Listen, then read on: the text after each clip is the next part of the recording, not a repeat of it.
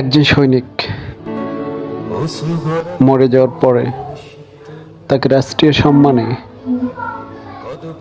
কবর দেয়া হয়। দেশের জন্য নিবেদিত প্রাণ একজন সৈনিক 17 বয়সে দেশের জন্য কোরআন ছুঁয়ে শপথ করা, এই দেশের জন্যই জীবনটাকে উৎসর্গ করা, সবসময় দেশের জন্য কাজ করা, দেশের মানুষের কল্যাণে কাজ করা, এটা একজন সৈনিকের মূলনীতি। হয়তো অনেকে ভাবে সৈনিক কি করে, সারাদিন বসে বসে খায়, এগুলো সম্পূর্ণই বোকামি। একটা সৈনিক সকাল থেকে রাত পর্যন্ত সারাদিন ট্রেনিং, প্রশাসনিক বিভিন্ন কাজে ব্যস্ত থাকে। নিজেকে সময় দেওয়ার মতো সময়টাও অনেক সময় হয় না।